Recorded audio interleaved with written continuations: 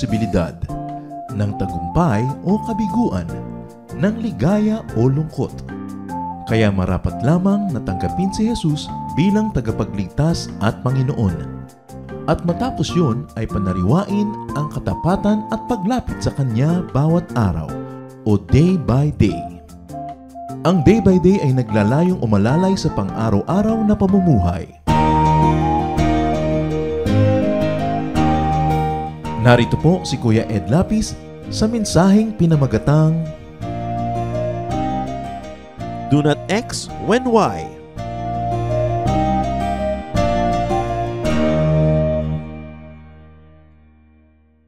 Everything on earth has its own time and its own season.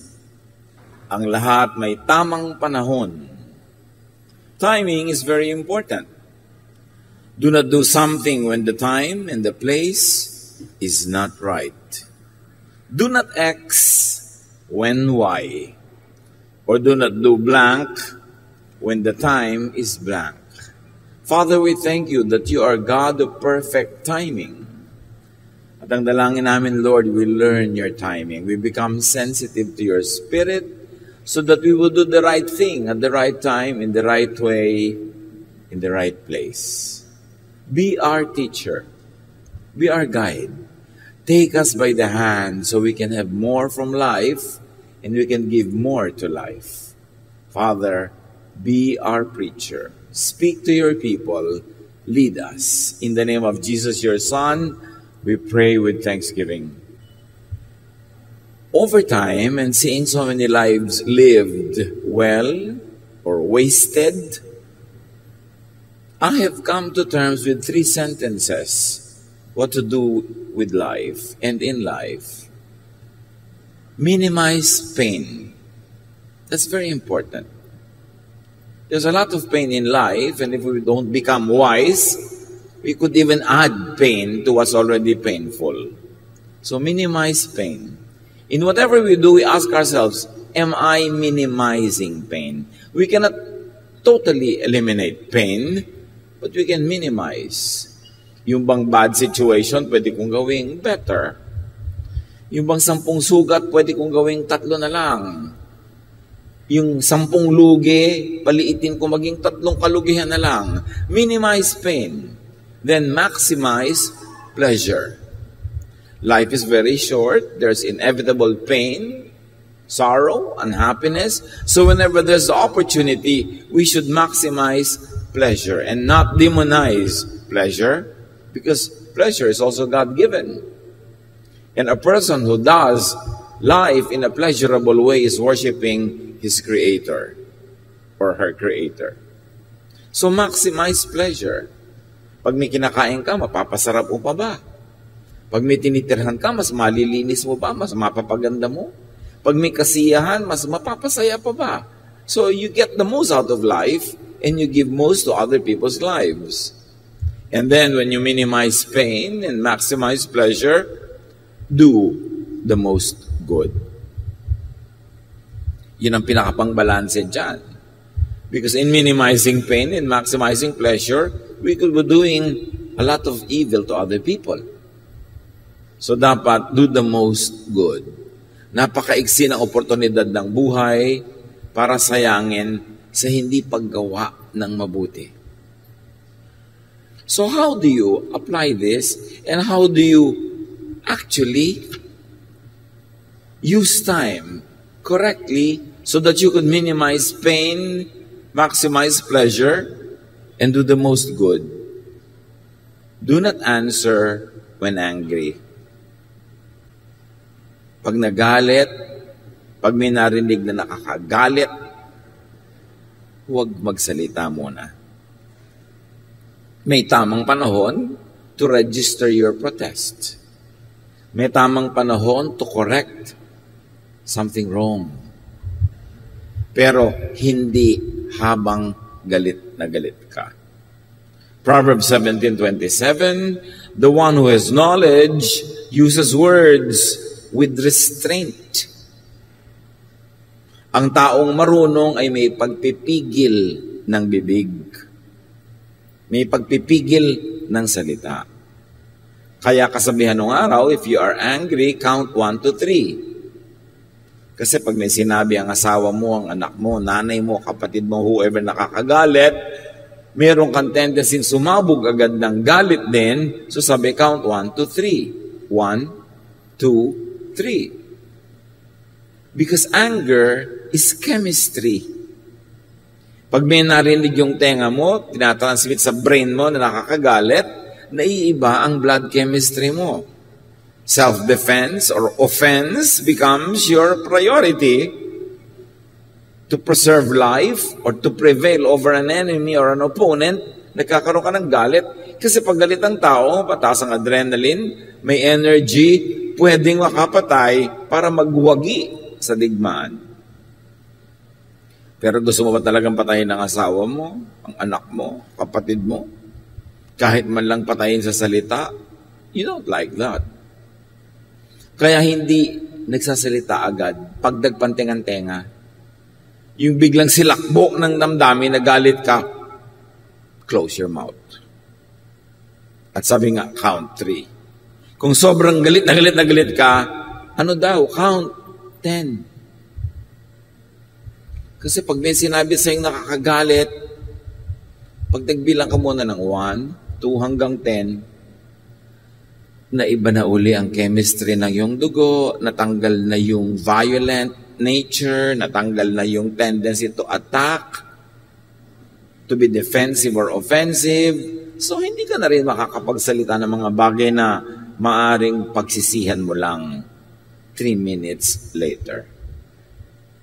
Because when you speak when you're angry, you would only retaliate or punish or worsen the situation. So, kailangan nag-iingat-ingat ng pagsasalita. Make words your servant, not your master.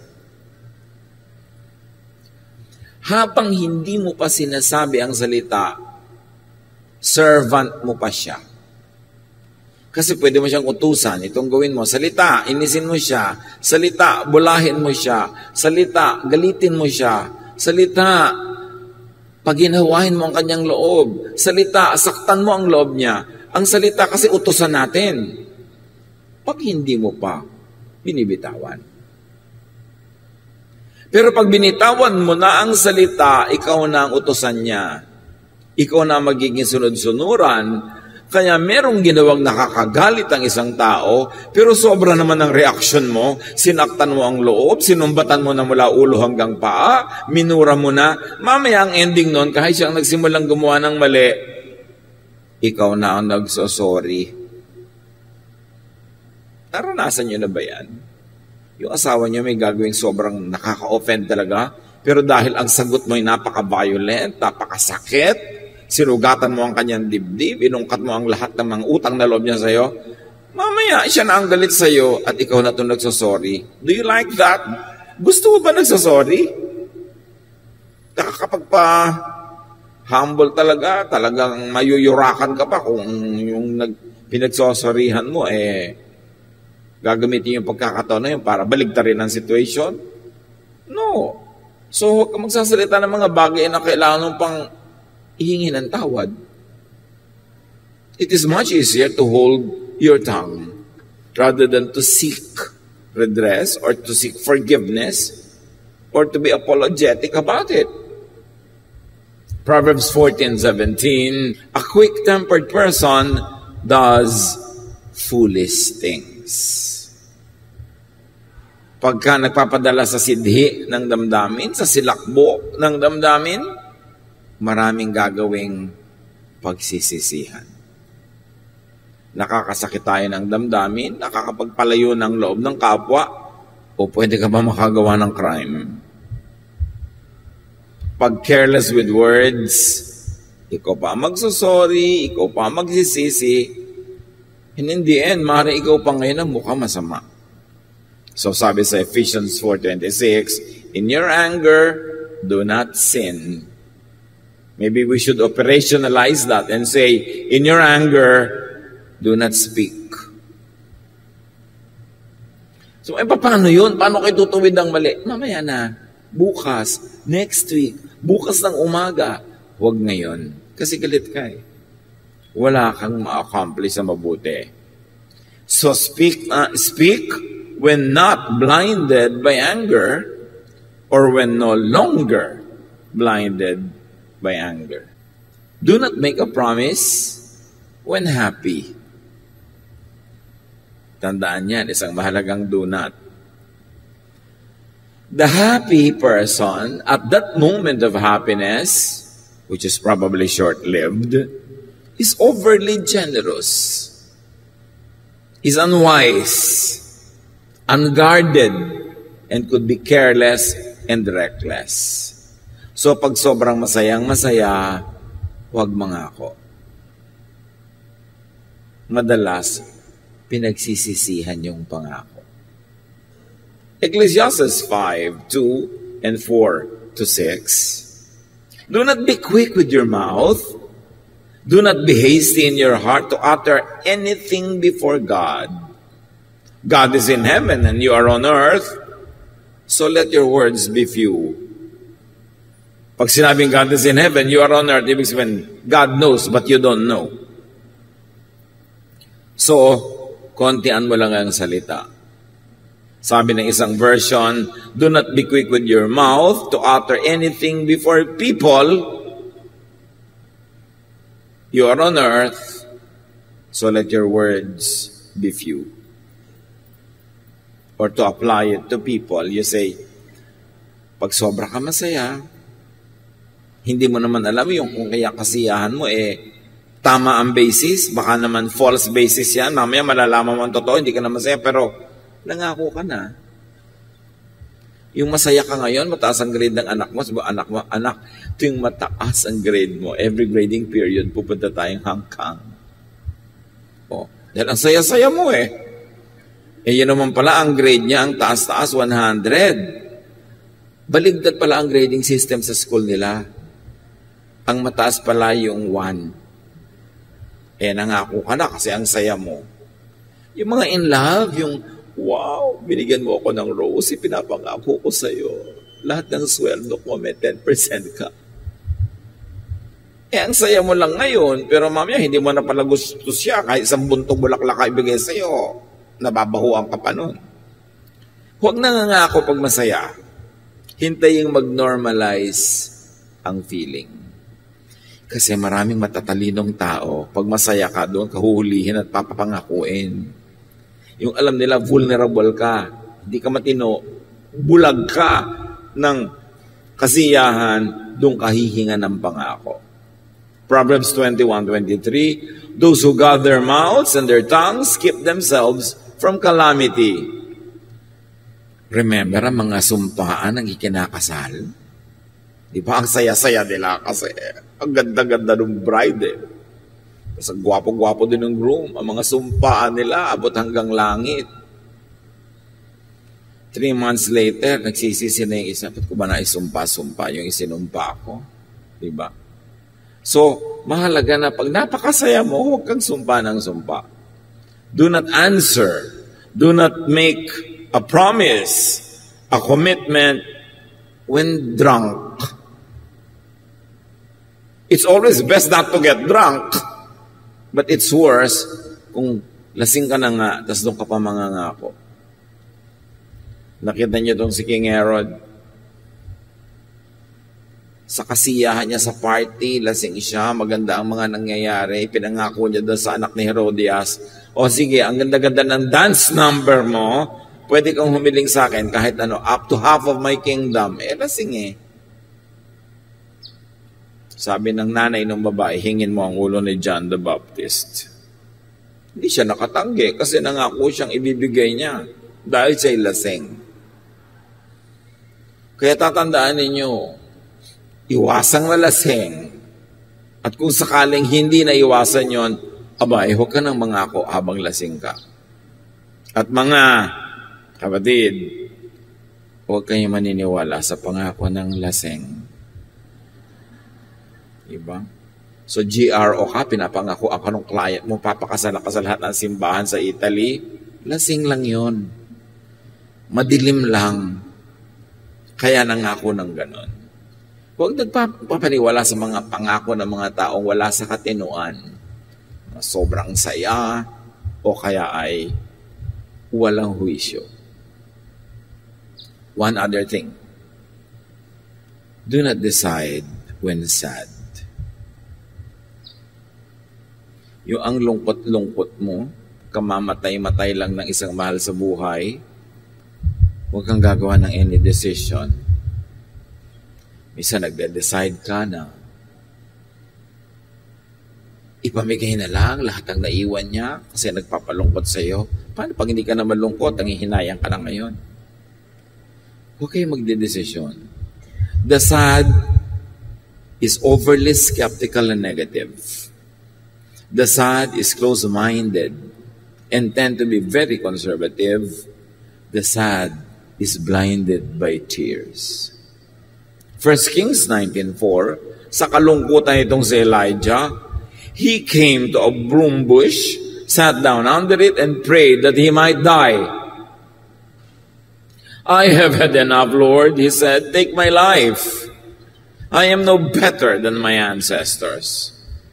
At dahil malungkot siya, depressed siya, ang baba ng pagtingin niya sa sarili, sinasabi niya sa Diyos, bawiin niyo ng buhay ko, patayin niyo na ako, ayoko nang mabuhay pa. Yung pala, gutom lang. Kasi nung nakakain, nakatulog, nakainom, lumakas muli at gusto na namang mabuhay. Do not destroy yourself when sad. Alam niyo mga nalulungkot, yan yung mga naglalaslas ng pulso, humihiwa ng mga ugat nila sa leeg, mga nagbibigti, tumatalon sa building, kasi malungkot. So pag malungkot kayo mga kapatid, iwasan niyong mapag-isa. Kasi bubulong-bulungan kayo ng mga demonyito sa loob ng inyong utak na sirain niyo ang inyong sarili. Kung talagang kayo malungkot na malungkot, depressed na depressed, magpatulong kayo sa mga taong alam niyong bibitawan na anumang ginagawa nila dahil kailangan nyo. Sabihin nyo, alam mo, magpapakamatay na ako in 10 minutes. Kwentuhan mo ako. Kahit anong ginagawa nun, bibitawan. Pero pag sinabi lang, kwentuhan tayo, o sinabi mo lang, musta you, hindi nila alam, suicidal ka na pala, hindi nila papansinin. Tapos nung patay ka na, sabi nung, alam ko lang. Sana kinausap ko. Ganun ang pagsisisi ng lahat ng kaibigan at kamag-anak ng nagpapakamatay. Kung alam ko lang. So pagka meron kayong ganun tendency, at huwag kayong dumating sa ganun, bumusi na kayo. Sabihin nyo, alam mo, iniisip ko na magbigti. Pasayahin mo nga ako. Kwentuhan mo nga ako. Huwag kayong makikinig sa mga impaktong malungkot na nga kayo, binubulungan pa kayong laging mapag-isa, humiwalay sa mga tao, magkulong. Alam nyo ang tunay na dangerously at the brink of committing suicide, hindi niya yun sinasabi. Mabuti pa ngayong magpapakamatay na ako. Nako, mas madalas hindi yun totoo. Pero pakinggan nyo rin dahil baka mamaya totoo na pala. But do not be alone when sad. Try not to be alone. Kasi mas kayang-kaya kang yayain ng mga demonyito para lalong guluhin ang iyong isip. So watch out for sadness and for depression. Bantayan nyo yan. And when you are sad, when you're depressed, change the scenery. Lumabas kayo ng kwarto, lumabas kayo ng bahay, lumabas kayo ng kung saan, ibahin ninyo ang eksena and change the chemistry. Magpawis kayo, mag-exercise, kumain. Kailangan may palitan kayo para maiba yung ending.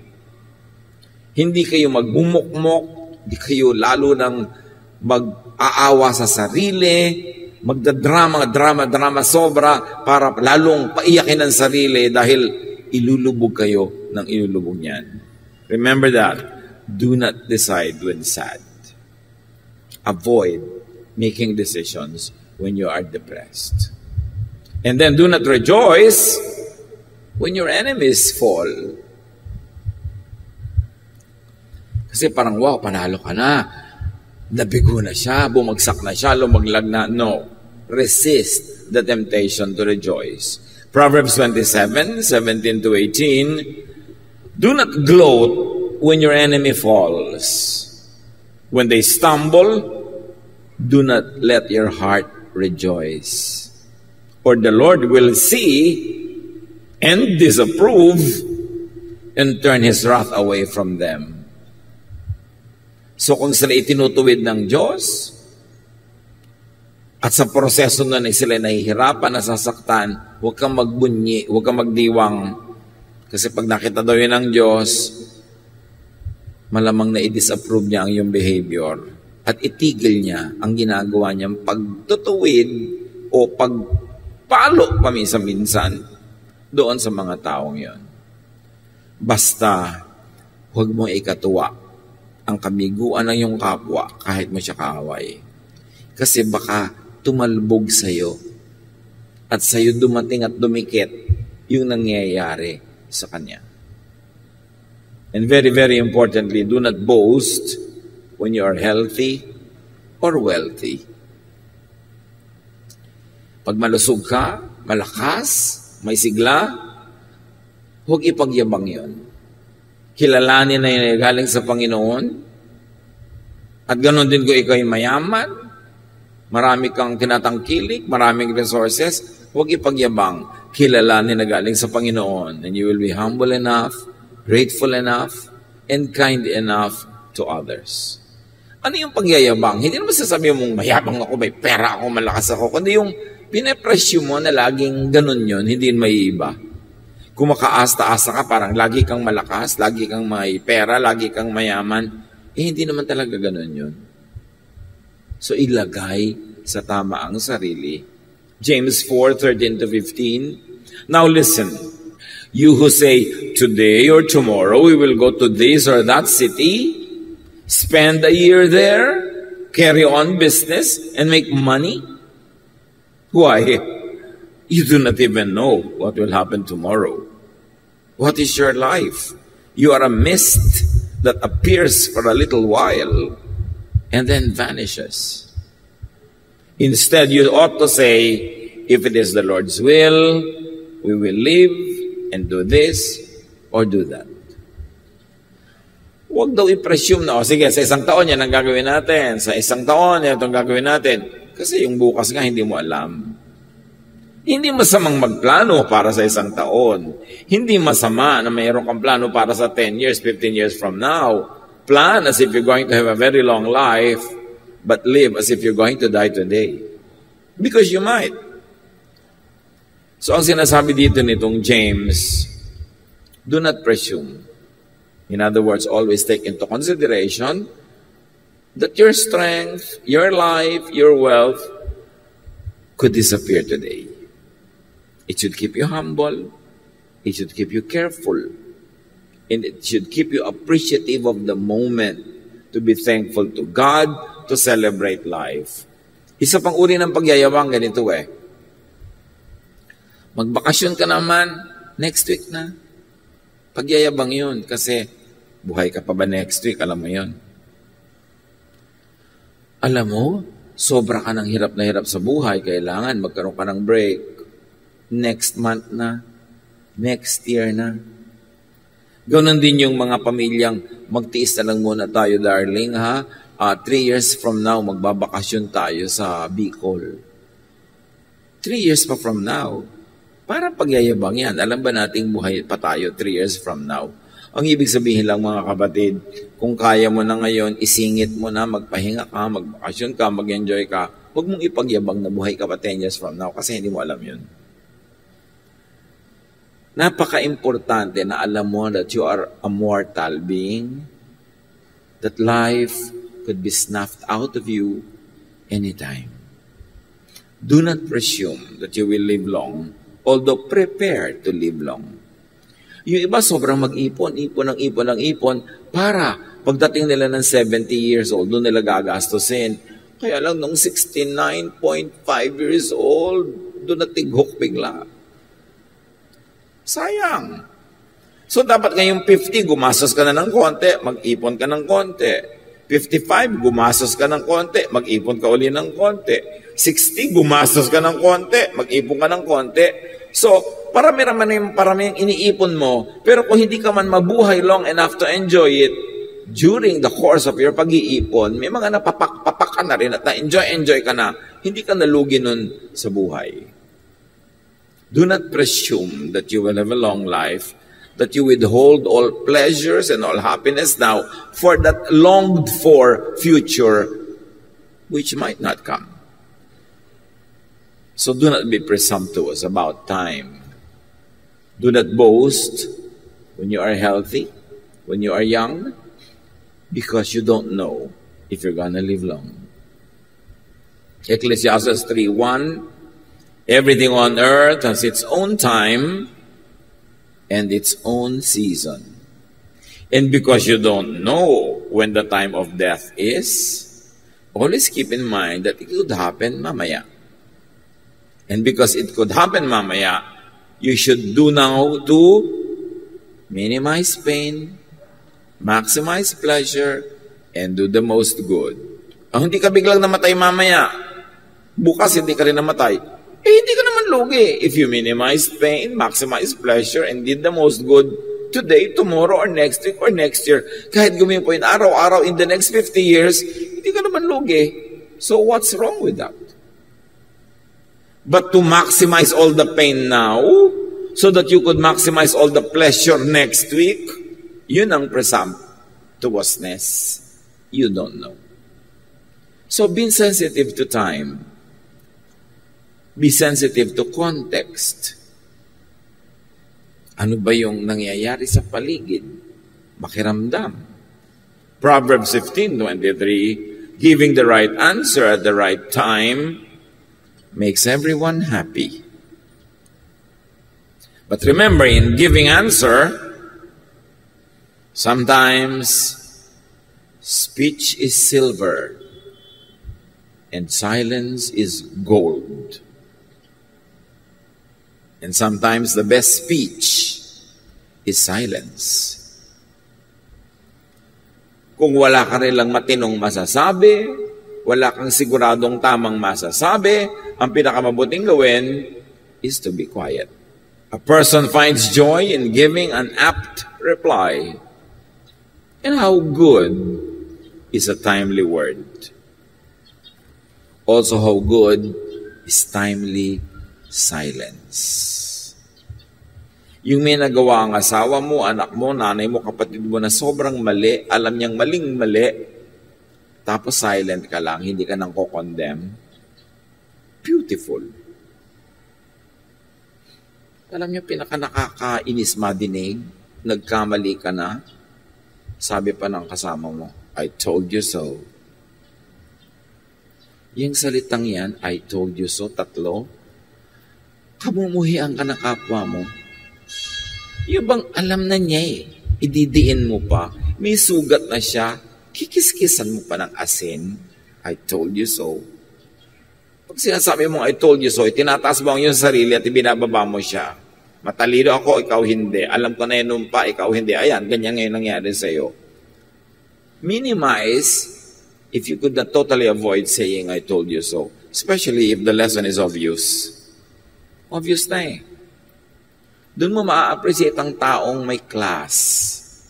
Yung marunong manahimik kung kailan nasa kanya lahat ang karapatan na magtalumpati. Yung siya ay nagbibigay, di nasa kanya na lahat ang entablado para magsalita. Tapos ang tahimik niya magbigay, wow! Ang galing na tao. Hindi yung nagbibigay, tapos, ayan, tanggapin mo. Galing sa akin yan. Batugang ka, patay, gutom.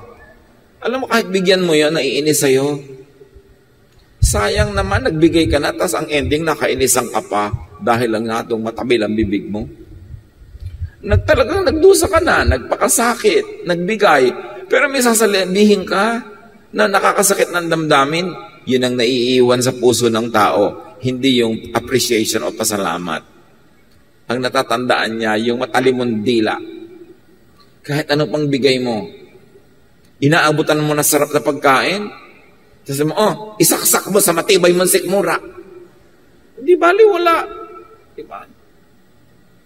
May hinihingi sa iyong kapatid mo, ibinigay mo, isaksak mo sa baga mo. Inis na inis yun, tatanggapin din, pero muhi ang nakatanim sa puso. Gumawa ka na ng mabuti, di magsalita ka na rin ng mabuti para huwag nang makontra yung ginawa mong mabuti. How bad is an untimely word? How bad is an untimely act? Yung down na siya, doon mo pa sisisihin. It's not good timing. Sasabihin sa'yo, Papa, don't preach. Kasi nagdurugo na nga ang puso ko, alam ko na, magpipreach ka pa. So be sensitive, be attuned to the Spirit. And the Spirit will never lead you to be quarrelsome, to hurt people. The Spirit will lead you to be an agent of peace, an agent of love. So alam mo kung Spirit-led ang iyong emosyon or not. Romans 8:26. Likewise, the Spirit helps us in our weakness. For we do not know how to pray as we ought.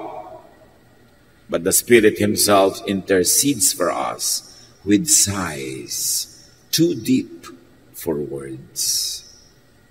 Hindi naman natin alam kung paano magdasal. Hindi naman natin alam kung paano makikipag-usap sa Diyos. Pero namamagitan ng Espiritu at tinuturuan tayo, inaakay tayo, nagsasalita sa atin, kinakatawan tayo, kahit sa mga bulong at anas na hindi kayang sabihin ang salita ng tao. So the Spirit can actually lead you, can speak to you beyond words, without words. Kailangan lang be quiet, be still, and know that I am God. Sabi ng Panginoon. Bigyan siya ng space. At yung space na yon ay sa pagmumuni-muni,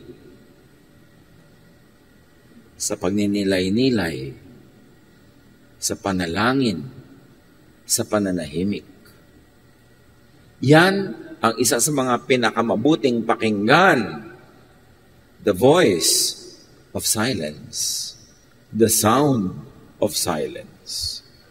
At yan din ang pinakamabuting speech most of the time, silence.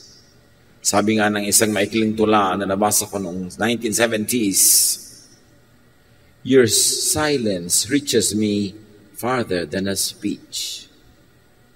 Imagine. A husband telling the wife in poetry, your silence reaches me farther than a speech. Mas effective yung silence ng isang babae o kahit ng lalaki na may ginawang mali yung partner mo, imbes magbunganga ka, gumagawa ka ng sandwich, tapos yung mukha mo nakaganyan-ganyan lang. Para ka Mona Lisa. Hindi malaman kung natatawa ka ba o naiinis. Nakikiramdam tuloy sa yung tao. Yung may ginawang mali yung partner mo, tapos tiklop ka ng tiklop ng mga kumot, tahimik ka lang na ganyan. Sabi, your silence reaches me farther than a speech. Let me atone then if I must. Effective yan. Luke 12:12, the Holy Spirit will teach you in that very hour what you ought to say. In any circumstance, this could be applied. Not only in religious speech.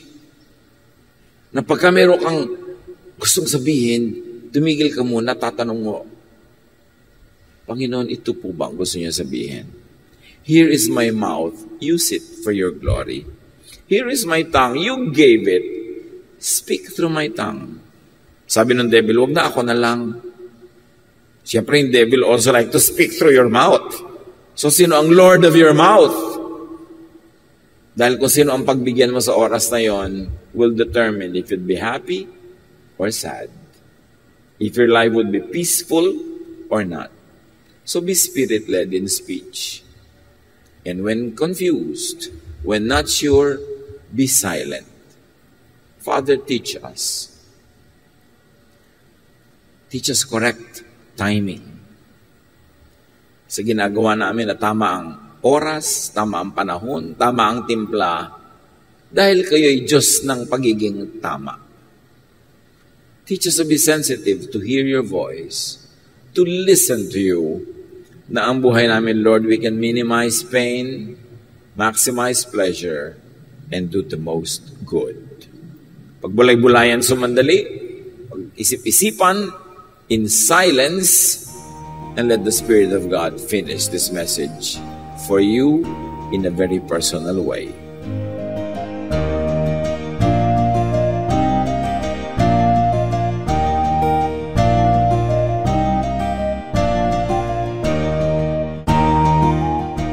Ang katatapos pong mensahe ni Kuya Ed Lapis ay pinamagatang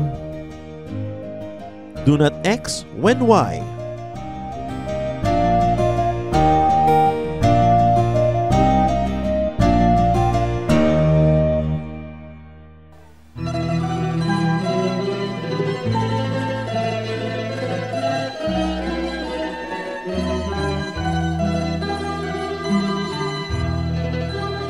O Diyos, kayo'y aming pupurihin.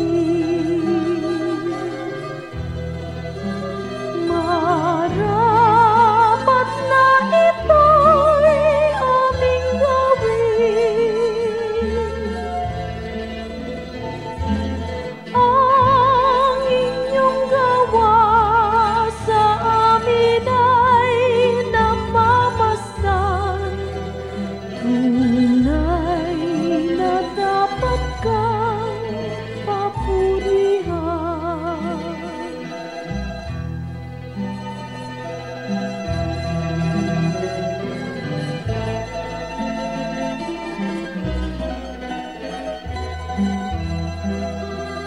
O Diyos, kayo'y aming sinasamba. Tunay na Diyos kayo't walang iba.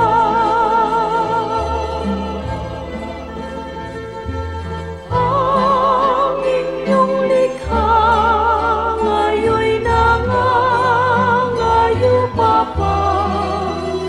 Ay buhay mo, O Diyos, kay dakila.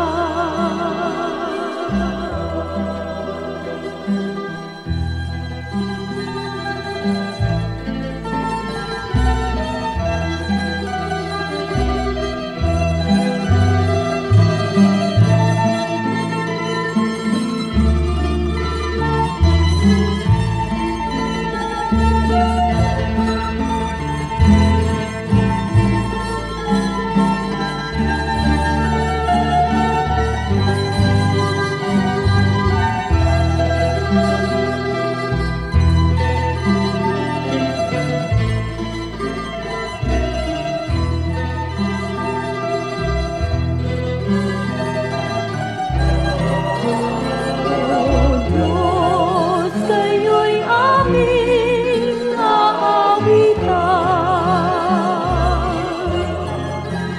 Nang awit na sa puso'y sumirang. Awit ng papuri at awit ng paggalang. Sa inyo ay amin ang nilalaan. Sa inyo ay amin ang nilalaan.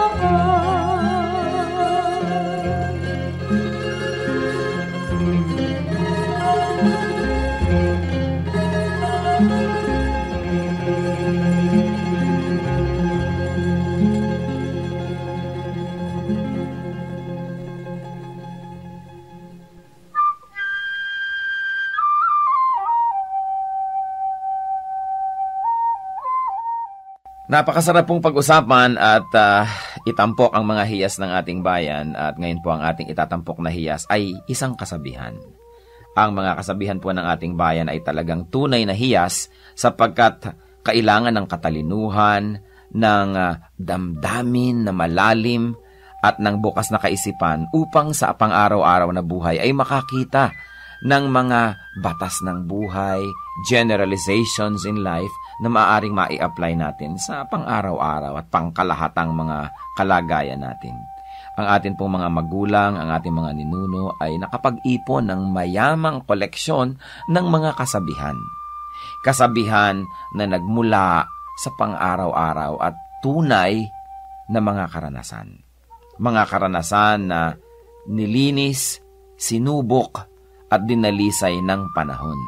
At ang atin po ngayong hiyas na itatampok ay ang kasabihan na kahoy na babad sa tubig, sa apoy huwag ilapit.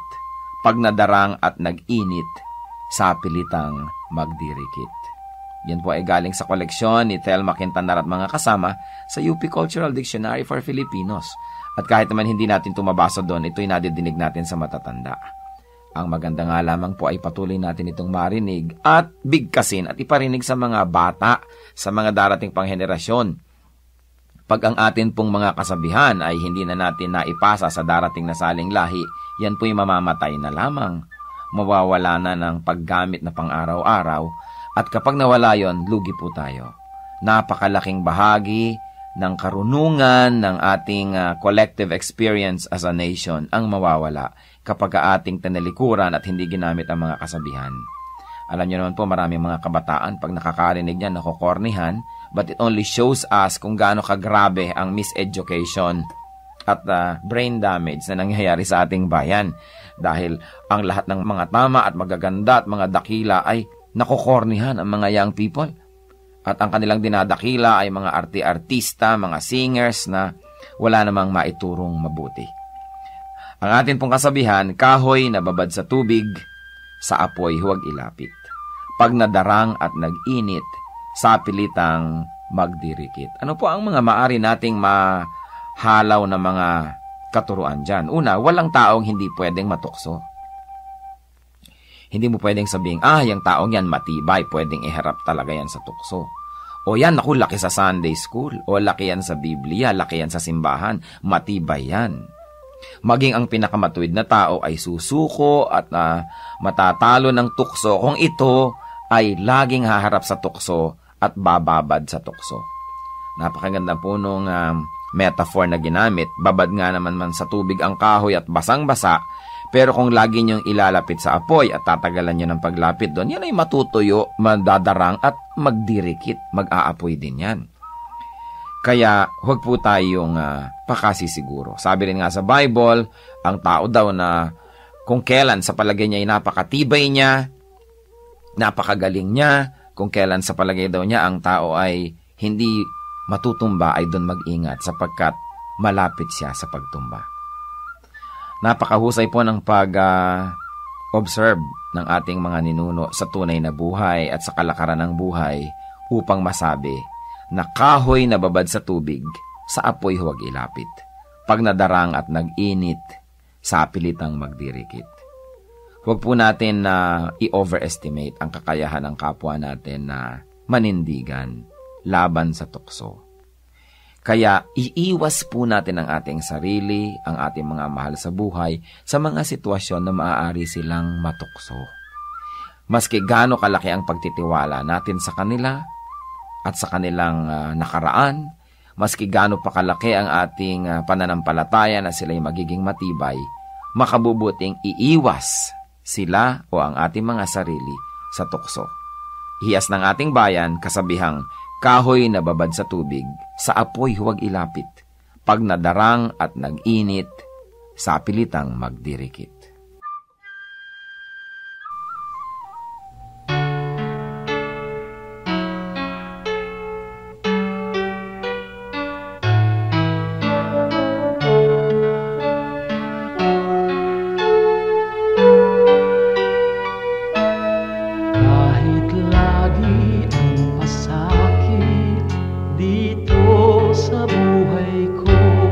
Kahit lagi ang pagluha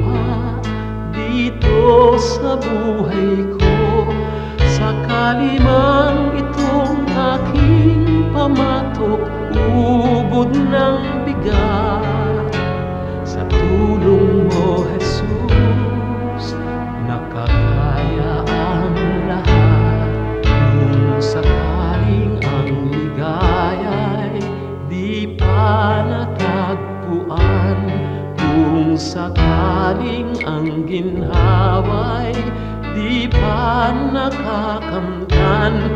Sa piling mo, Jesus, ako ay lagi nang nakatanaw. Sa langit mong laan, di na mamamanglaw.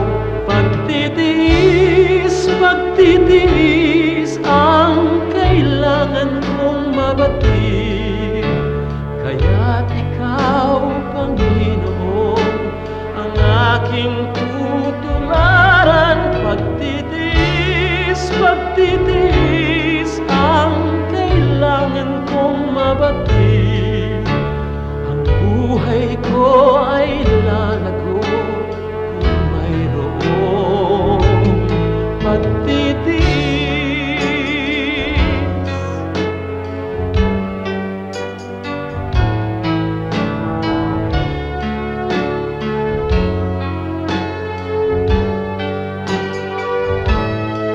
Kung sakaling ang ligaya'y di pa natagpuan, kung sakaling ang ginhawa'y di pa nakakamtan, sa piling mo, Jesus, ako ay lagi nang nakatanaw. Sa langit mong laan, di na mamamanglaw. Pagtitiis, pagtitiis ang kailangan kong mabatid.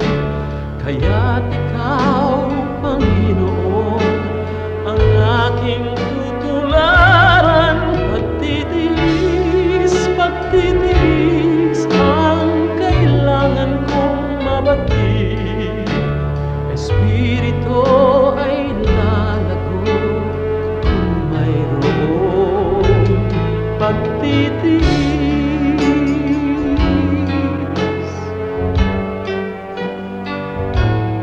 Pagtitiis.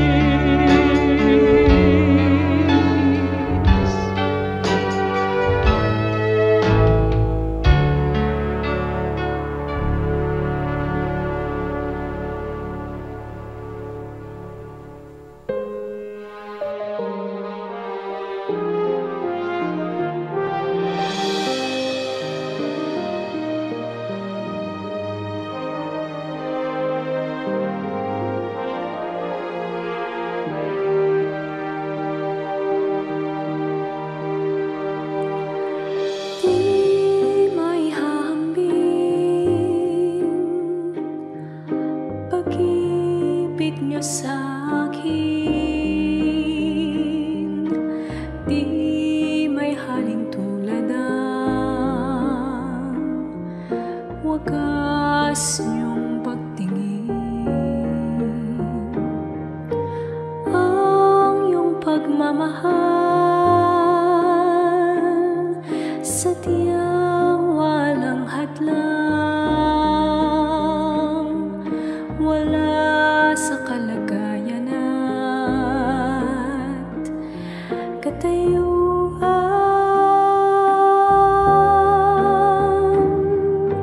Hawak niyo aking kamay,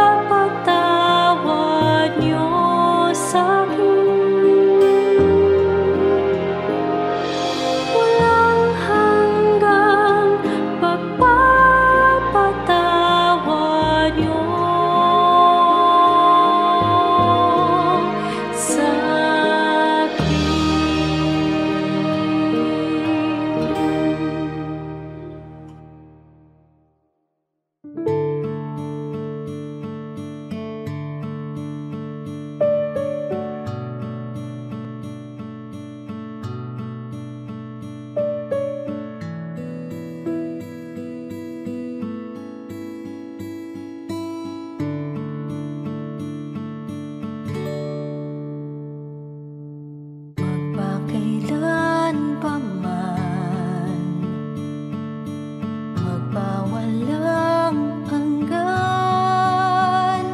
pag-ibig niyo sa akin, di nababago ng hangin, kahit saan pa man, kahit na sino man, kayo'y sa aming piling, di man maabot ng damdamin. Ang pag-ibig niyo'y wagas, hindi magwawakas, ako ay niligtas.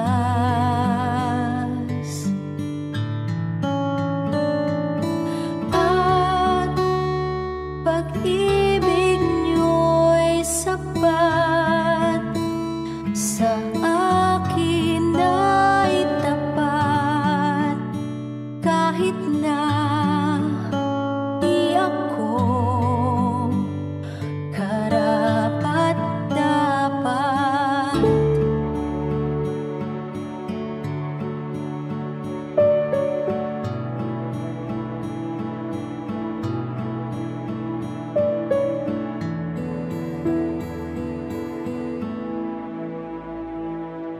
Magpakailan pa man, magpawalang hanggan,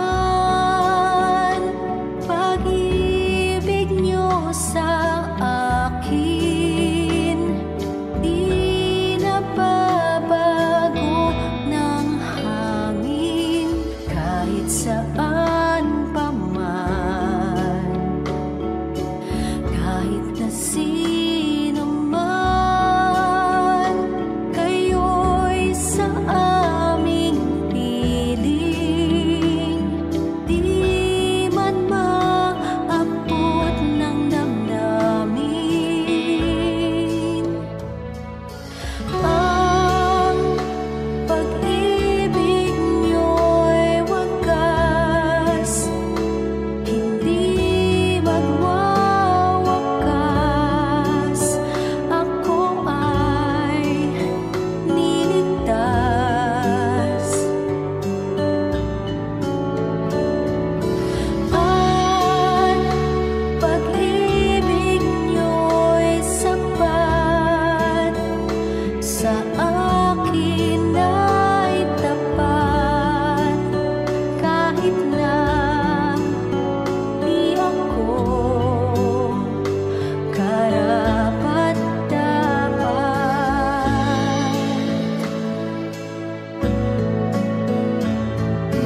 Tanging sa'yo aasa, lalapit ang magpupuno ng kulang.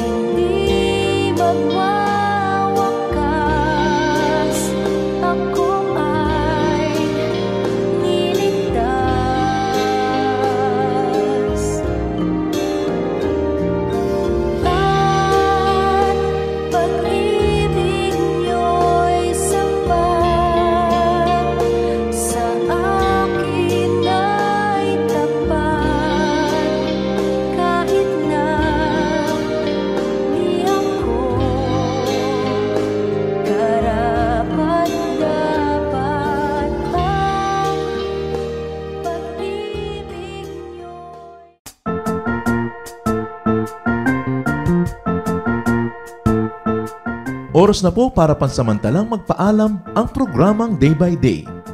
Tayo po'y magsama-sama tuwing ika-6 hanggang ika-7 ng umaga, araw-araw. Magandang umaga po at mabuhay ang Panginoong Hesus!